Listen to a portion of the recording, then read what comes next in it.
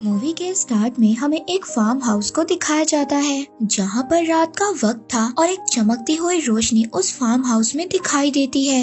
ये चमकती हुई रोशनी कोई और नहीं बल्कि एक मैजिकल क्रिएचर था। अब जब सुबह होती है तो फार्म का ऑनर ये देखता है कि उसके फार्म को किसी ने बर्बाद कर दिया है। अब उस ऑनर को बहुत ज्यादा गुस्सा आता है क्योंकि ये सब उस रोशनी की वजह से हुआ था। अब फार्म का ऑनर अपने तीनों बेटों को बुलाता है और कहता है कि अब तुम तीनों को इस फार्म की पहरेदारी करनी होगी। और यहीं पर हम ऑनर के सबसे छोटे बेटे जॉन को देखते हैं। जॉन को सभी निकम्मा समझते थे और उसके बड़े भाई भी उसकी अच्छाई का फायदा उठाते थे। जॉन के भाई उसको अकेले ही पहरेदारी करने का कहते हैं। जॉन भी इस काम के लिए मान जाता है और पहरेदारी के लिए अकेला ही तैयार हो जाता है। अब जब जॉन फार्म पर बैठा हुआ था तो अचानक से वहाँ पर उसको कुछ आवाज सुनाई देती है। वो अपने पीछे मुड़कर देखता है तो उसके पीछे एक व्हाइट कलर का घोड़ा खड़ा था। जॉन को अपनी आंखों पर यकीन नहीं होता कि उसने इतना बड़ा और सफेद कलर का घोड़ा देखा है। अब वो उस घोड़े को पकड़ने की कोशिश करता है। एक रस्सी वो घोड़े पर डाल देता है। अब वो घोड़ा तेजी से भागने लगता है मगर तभी जॉन उस रस्सी को पकड़ लेता है, जिस वजह से जॉन भी उस घोड़े के साथ आगे चला जाता है। मगर जब घोड़ा थोड़ा सा आगे जाता है तो वो अनबैलेंस हो जाता है और दलदल में गिर जाता है। अब जॉन उस घोड़े की मदद करता है, उसको दलदल से बाहर निकाल लेता है। तभी जॉन देखता है कि उस घोड़े की आंखों में आंसू थे और ये देखकर जॉन उस घोड़े के लिए बहुत ही ज्यादा बुरा फील करता है। जॉन उस घोड़े से ये प्रॉमिस लेता है कि आइंदा वो घोड़ा उनके फार्म पर नहीं आएगा। जिसके बाद वो घोड़ा जॉन को शुक्रिया कहता है और वहाँ से चला जाता है। उसके बाद जॉन भी अपने घर आ जाता है। अब जॉन को दोबारा अपने फार्म से कुछ आवाजें आती हैं। जब जॉन वहाँ पर चेक करने जाता है तो वहाँ पर जाकर वो हैरान हो जाता है। वहाँ पर 2 घोड़े बंधे हुए थे। अब इससे पहले जॉन वहाँ पर कुछ समझ पाता, उसको एक आवाज बताती है कि ये तुम्हारे लिए एक गिफ्ट है। जॉन जब पीछे मुड़कर देखता है तो उसको एक छोटा घोड़ा नजर आता है जो कि उसको बताता है कि मेरा नाम फॉल है। असल में फॉल उस घोड़े का बेटा था जिसको जॉन ने रात को बचाया था। फॉल जॉन को बताता है कि मेरी मदर तुमसे बहुत ज्यादा खुश है, इसीलिए उन्होंने तुम्हारे लिए ये गिफ्ट भेजा है। जॉन ये सुनकर काफी ज्यादा खुश हो जाता है। तभी जॉन को अपने फादर की आवाज आती है। अब जॉन जल्दी से बाहर आता है और अपने फादर को बाहर रखने की ही कोशिश करता है ताकि वो अंदर न चले जाएं। अब जॉन अपने फादर के जाने के बाद फॉल पर बैठ जाता है और फॉल बहुत ही तेजी से भागता है। उसकी स्पीड को देखकर जॉन बहुत ज्यादा हैरान हो जाता है। अब एक जगह पर पहुंचकर फॉल सीटी बजाता है। अब फॉल की सीटी को सुनकर स्टेबल में खड़े हुए 2 घोड़े भी उनके पास आ जाते हैं। जॉन ये सोचता है कि वो इन घोड़ों को मार्केट में ले जाकर बेच देगा। जॉन उन घोड़ों को मार्केट में लेकर जाता है तो उन शानदार घोड़ों को लोग देखकर हैरान हो जाते हैं। किसी ने भी ऐसे शानदार घोड़े कभी नहीं देखे थे। यहाँ पर काफी ज्यादा लोग जॉन से घोड़ों को खरीदने की बात भी करते हैं। अब फॉल भी जॉन को ये कहता है कि वो ये दोनों घोड़े उस बूढ़े आदमी को बेच दे, मगर जॉन ये दोनों घोड़े किंग को ही बेचना चाहता था। जब किंग वहाँ पर आता है तो उसको भी ये दोनों घोड़े बहुत ज्यादा पसंद आते हैं, मगर किंग का मिनिस्टर उससे कहता है कि उसको ये दोनों घोड़े चोरी के लग रहे हैं। किंग इसी बात का फायदा उठाकर बगैर पैसों के जॉन से वो दोनों घोड़े ले लेता है। जॉन किंग से जब पैसों की बात करता है तो किंग उसको बगैर जवाब दिए वहाँ से चला जाता है। फॉल यहाँ पर जॉन को डांटता है और कहता है कि मैंने तुम्हें कहा था ये दोनों घोड़े उस बूढ़े आदमी को बेच दो। खैर फॉल जब जॉन को उदास देखता है तो वो दोबारा से सीटी बजाता है और वो दोनों घोड़े जॉन के पास आ जाते हैं, लेकिन उन दोनों घोड़ों की वजह से किंग की बग्गी पलट जाती है और वो आटे की बोरियों में गिर जाते हैं।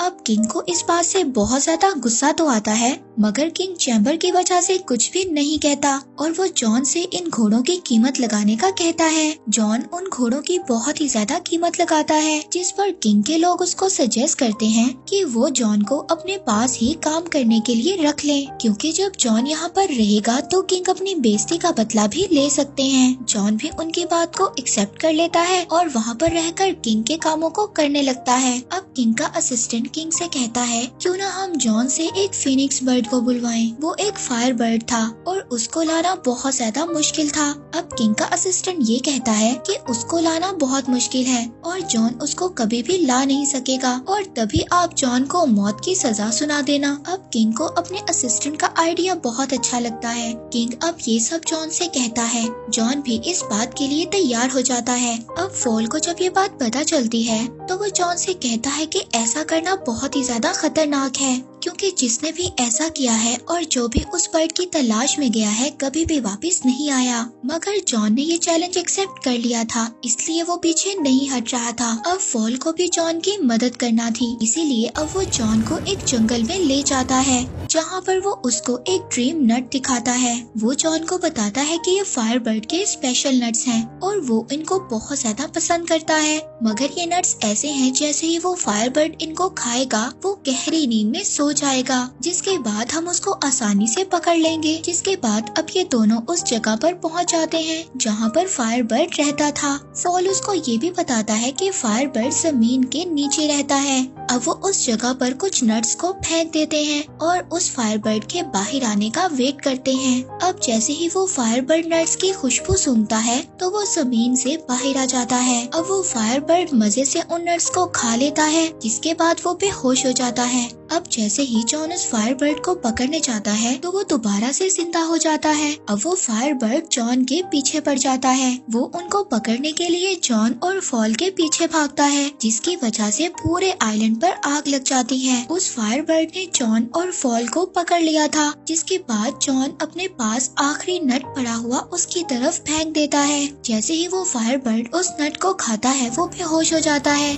अगली सुबह जब वो जागता है तो उसको पता चलता है कि उन लोगों ने उसको चेन में कैद कर लिया था। जब जॉन उस फायर बर्ड की तरफ देखता है तो वो ये देखता है कि उसकी आंखों में आंसू थे। ये देखकर जॉन को बहुत ज्यादा बुरा फील होता है, जिसकी वजह से वो उस फायर बर्ड को आजाद कर देता है। जैसे ही वो फायर बर्ड आजाद होता है वो अपने पंख फैलाकर वहाँ से उड़ जाता है और जाते हुए वो अपना एक पंख जॉन को दे देता है और वो पंख हीट की वजह से ग्लो कर रहा था। फॉल जॉन को कहता है कि किंग अब तुम्हें नहीं छोड़ेगा, मगर जॉन फॉल से कहता है कि शायद वो इस पंख से किंग को ये यकीन दिलवा दें कि उन्होंने फायर बर्ड को पकड़ा था। जब वापस जॉन किंग के पास जाता है तो किंग जॉन की किसी भी बात पर यकीन नहीं करता। अगले ही दिन जॉन को मौत की सजा के लिए लाया जाता है। जॉन वो पंख निकालकर सबको दिखाता है, मगर वो पंख अब ग्लो नहीं कर रहा था और किंग जॉन को मारने का कहता है। जब किंग जॉन को मौत की सजा देने लगता है तभी वहाँ पर फायर बर्ड आ जाता है, जिसको देखकर सभी लोग बहुत ज्यादा हैरान होते हैं और वहाँ पर इकट्ठे सभी लोगों को जॉन की बातों पर यकीन आ जाता है, जिसकी वजह से अब किंग को जॉन की सजा खत्म करनी पड़ती है और साथ ही जॉन को किंग प्रमोशन भी दे देता है। इस बात पर किंग और भी ज्यादा गुस्सा होता है। अब वो अपने मिनिस्टर को कुछ और प्लान सोचने का कहता है। बहुत ज्यादा सोचने के बाद किंग का मिनिस्टर उसको एक आइडिया देता है। वो कहता है कि क्यों ना हम इस बार जॉन को एक माउंटेन की प्रिंसेस को लाने भेजें।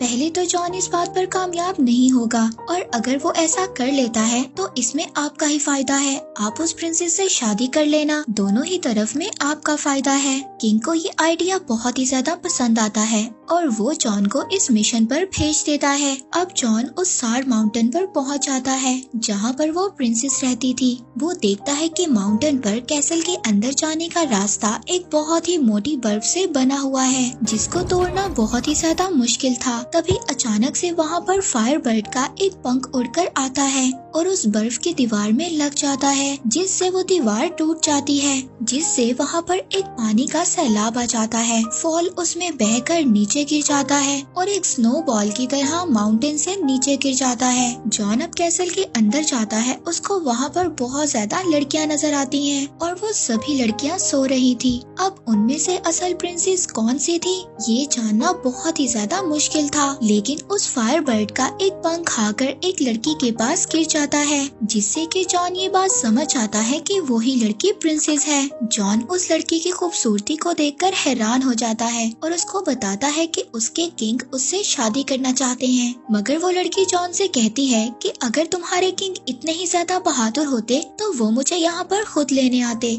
और वो ये कहकर वो प्रिंसेस पहाड़ से नीचे कूद जाती है। जॉन भी अपनी जान की परवाह नहीं करता और उस प्रिंसेस के पीछे कूद जाता है। अब फॉल उन दोनों को वहाँ पर बचा लेता है और दोनों को अपने ऊपर बिठाकर आराम से नीचे ले आता है। फॉल जॉन को देखकर ये समझ गया था कि जॉन प्रिंसेस को पसंद करने लगा है। फॉल उसको समझाता है कि अगर ये बात किंग को पता चल गई तो तुम्हारे लिए मुसीबत और भी ज्यादा बढ़ जाएगी। यहाँ पर प्रिंसेस भी सब बातें छुपकर सुन लेती है। प्रिंसेस को भी ये लगता था कि वो शायद जॉन को पसंद करने लग गई है। इसके बाद वो लोग किंग के पास वापस जाते हैं। वहाँ पर सभी लोग इतनी खूबसूरत प्रिंसेस को देखकर हैरान हो जाते हैं। अब किंग जब जॉन को जिंदा देखता है तो उसको गुस्सा तो आता है, मगर किंग के आदमी उसको समझाते हैं कि इसमें उसका ही फायदा है। अब वो लोग जॉन को प्रमोट भी कर देते हैं, मगर जॉन इन सबसे ज्यादा खुश नहीं था। उसको प्रिंसेस की फिक्र थी। अब वो छुपकर प्रिंसेस के पास जाता है। इससे पहले कि वो प्रिंसेस को कुछ बताए,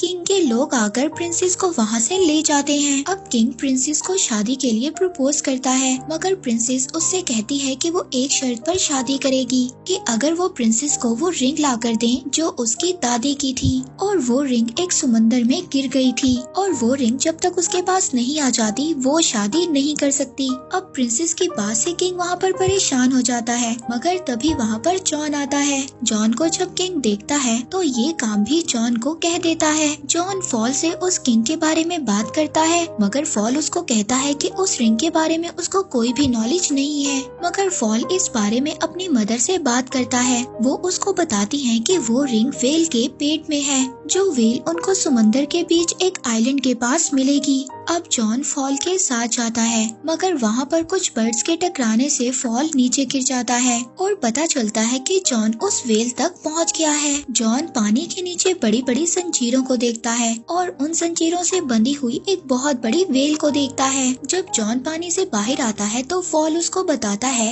ये पूरा आइलैंड ही असल में वो वेल है जिसके बारे में फॉल की मदर ने उसको बताया था। जॉन वेल से पूछता है कि ऐसा उसके साथ किसने किया। वेल जॉन को बताती है कि उसने गलती से कुछ शिप्स को निगल लिया था, इसीलिए वहाँ पर बाकी सेलर्स ने उस वेल को यहाँ पर कैद कर दिया। मगर अब ये वेल अपनी गलती को सुधारना चाहती है। जॉन को उस वेल के लिए बहुत ज्यादा बुरा लगता है। अब जॉन को एक आइडिया आता है। वो ये सोचता है कि अगर वो इस वेल को छींक दिलवा दे तो वो इसके अंदर से शिप्स को निकाल सकता है। और अपने प्लान के अकॉर्डिंग वो उस वेल की नाक में चले जाते हैं और उसकी नाक को टिकल करने लगते हैं।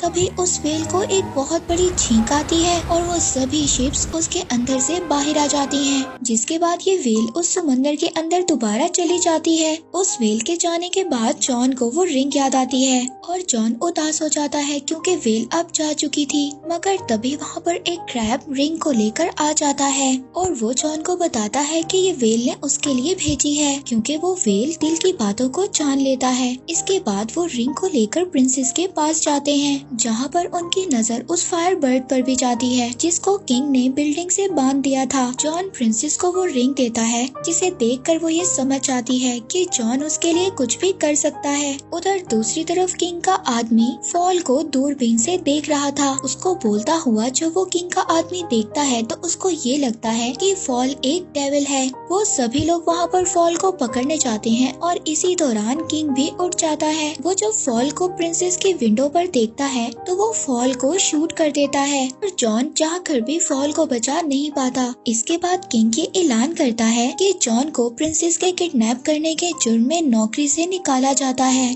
और कुछ ही दिनों में उसको मौत की सजा मिलेगी। तभी प्रिंसेस फॉल से मिलती है और उसको बताती है कि उसके एक आइडिया की वजह से जॉन और भी ज्यादा मुसीबत में फंस गया है। वो फॉल को बताती है कि उसने किंग को शादी से बचने के लिए 3 अलग अलग पॉट्स में नहाने के लिए कहा था, जहाँ पर पहले पॉट में उबलता हुआ पानी और दूसरे पॉट में बर्फ का पानी और तीसरे में उबलता हुआ दूध होगा। उसने किंग को बताया कि ऐसा करने से वो दोबारा से जवान हो जाएंगे, मगर किंग को ये सब ठीक नहीं लग रहा था, जिस पर किंग का आदमी उसको कहता है कि पहले वो इन सब चीजों को जॉन पर आजमा कर देखे। अब प्रिंसेस फॉल को इस बात से बचने का तरीका बताती है। अगर वो पहले पॉट में उसके दादी की रिंग और दूसरे पॉट में उस फायर बर्ड का पंख और तीसरे में लाइफ और डेथ फ्लावर्स डाल दें तो जॉन की लाइफ बच सकती है। फॉल प्रिंसेस से उन फ्लावर्स के बारे में पूछता है, जिस पर प्रिंसेस फॉल को कहती है कि वो फ्लावर्स उसको दुनिया के आखिरी कोने में मिलेंगे। फॉल कहता है कि इन सब में तो बहुत ज्यादा वक्त लग जाएगा, लेकिन प्रिंसेस उसको कहती है कि तुम्हारी स्पीड से ये काम जल्दी हो जाएगा। अब फॉल इंजर्ड होने के बावजूद उन फ्लावर्स को लेने जाता है